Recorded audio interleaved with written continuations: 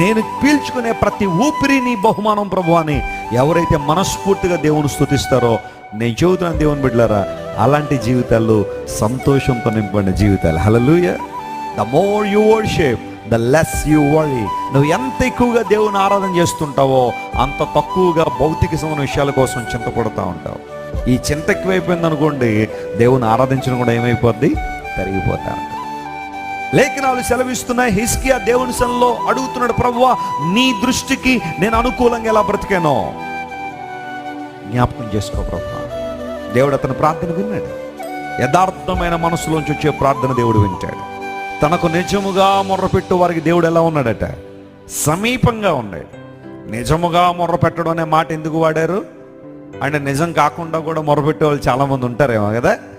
బైబిల్లో ఏ మాట రాసినా చాలా జాగ్రత్తగా పరిశీలించాలి. నిజముగా మొర్రపెట్టుట అనే మాట